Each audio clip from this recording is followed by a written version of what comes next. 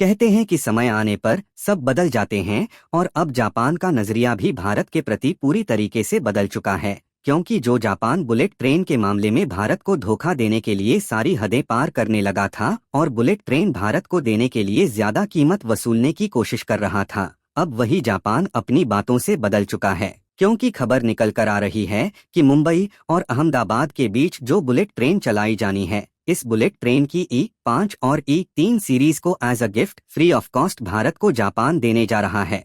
और अब दुनिया भर के देश एक पल के लिए सोचने पर मजबूर हो चुके हैं कि जो जापान अभी तक भारत को बुलेट ट्रेन के लिए एक के बाद एक बहाने दे रहा था, अब अचानक वही जापान भारत के फेवर में इतना ज्यादा आकर फ्री में बुलेट ट्रेन की सप्लाई क्यों करने जा रहा है। इस बुलेट ट्रेन अपडेट की पूरी डिटेल इस वीडियो में समझते हैं। लेकिन अगर आप चाहते हैं कि ऐसे ही latest news, bullet train update और वायरल जानकारी आपको मिलती रहे, तो वीडियो को एक लाइक जरूर करिए और चैनल को सब्सक्राइब कर लीजिए। आपको बस 1 सेकंड लगेगा, लेकिन हमें इससे बहुत बड़ा मोटिवेशन मिलता है। देखिए, हुआ ये है कि आप सभी जानते हैं कि जापान की तरफ से बुलेट ट्रेन भारत को देने में काफी ज्यादा देरी हो चुकी है और इस मामले में जापान टालमटोल कर रहा था। लेकिन हाल ही में जापानी मीडिया ने अचानक एक आर्टिकल पब्लिश किया जिसमें साफ साफ लिखा है कि जापान शिनकानसेन E3 और E5 जो कि बुलेट ट्रेन की अलग अलग सीरीज हैं, इन दोनों ट्रेनों को फ्री में भारत को प्रोवाइड करने जा रहा है।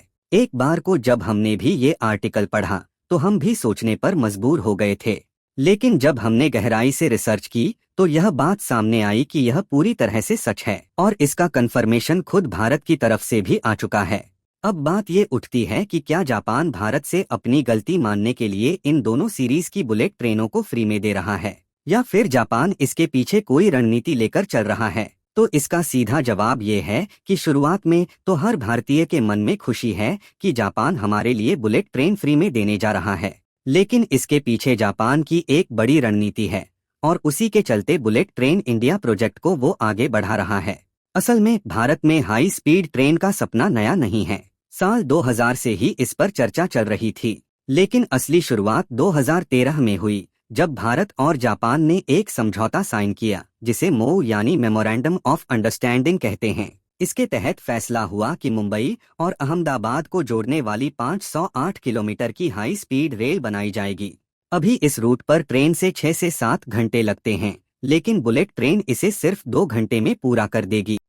इसके बाद 2015 में प्रधानमंत्री नरेंद्र मोदी जापान गए और वहां जापान के प्रधानमंत्री शिंजो आबे के साथ एक बड़ी डील हुई। जापान ने हमें 81,000 रुपए करोड़ का सॉफ्ट लोन दिया। दोस्तों, ये लोन खास इसलिए था क्योंकि इसकी ब्याज दर सिर्फ 0.1% थी और इसे चुकाने के लिए हमें 50 साल का समय मिला। इतना ही नहीं, बल्कि जापान ने अपनी मशहूर शिनकानसेन टेक्नोलॉजी भी दी जो 320 किलोमीटर प्रति घंटे की स्पीड से चलती है। लेकिन भारत में गर्मी, धूल और बारिश को देखते हुए जापान ने ट्रेनों को खास तरीके से तैयार किया, जैसे कि ज्यादा सामान रखने की जगह, बेहतर कूलिंग सिस्टम और भारतीय रेलवे के हिसाब से डिजाइन। इसे ऐसे समझिए जैसे आपकी साइकिल को बारिश में चलाने से पहले चेन में तेल लगाना पड़ता है, वैसे ही बुलेट ट्रेन को इंडिया के लिए मॉडिफाई किया गया है। अब मजेदार बात यह है कि हाल ही में जापान ने ऐलान किया कि वो भारत को E5 और E3 सीरीज की 2 बुलेट ट्रेन फ्री में देगा। ये ट्रेनें 2026 में भारत आएंगी,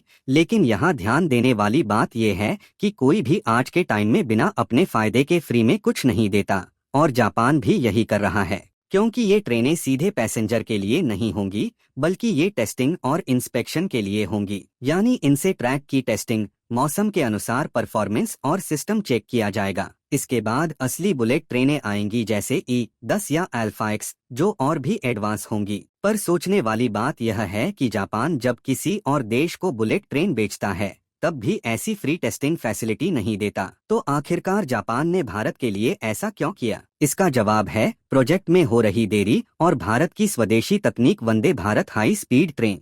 जनवरी 2025 में चेन्नई स्थित इंटेग्रल कोच फैक्ट्री ने एक टेंडर निकाला और BML को हाई स्पीड ट्रेन बनाने का ऑर्डर दे दिया। ये देखकर जापान को लगा कि भारत शायद अब उनकी टेक्नोलॉजी छोड़ सकता है, इसलिए उन्होंने ये शानदार ऑफर दिया ताकि भारत बुलेट ट्रेन टेक्नोलॉजी पूरी तरह से अपना ले।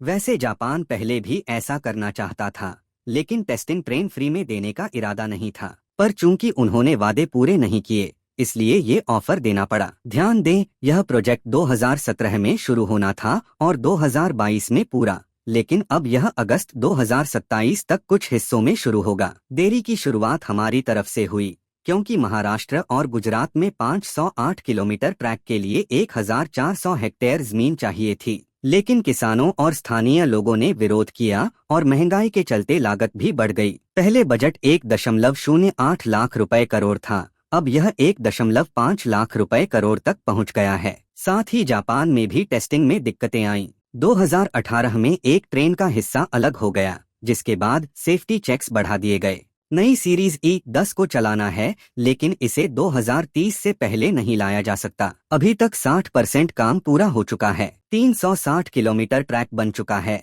12 में से 8 स्टेशनों पर काम चल रहा है और ब्रिज और टनल का काम तेजी से हो रहा है। इस प्रोजेक्ट में जापान का रोल बहुत बड़ा है। टेक्नोलॉजी, ट्रेनिंग, सॉफ्ट लोन सब दिया, लेकिन भारत भी पीछे नहीं है। NHSRCL यानी national high speed rail corporation limited दिन रात मेहनत कर रहा है। 31,350 लोगों को रोजगार मिला है और जब तक जापानी ट्रेनें नहीं आती, तब तक हम अपनी वंदे भारत एक्सप्रेस को 2027 से इस कॉरिडोर पर चलाएंगे। भविष्य में भारत खुद की हाई स्पीड ट्रेन बनाना चाहता है, जिसके लिए भारतीय इंजीनियर जापान से सीख रहे हैं और अपनी तकनीक डेवलप कर रहे हैं। बाकी जापान भारत को 2 बुलेट ट्रेन टेस्टिंग के लिए फ्री में दे रहा है। इसके पीछे उसकी क्या मंशा हो सकती है? अपनी राय कमेंट में जरूर बताइए। वीडियो को लाइक करें, अपने दोस्तों के साथ शेयर करें ताकि उन्हें भी सही जानकारी मिल सके। और ऐसे ही और वीडियो के लिए चैनल को सब्सक्राइब करें और बेल आइकन को ऑल पर जरूर सेट करें। जय श्री राम।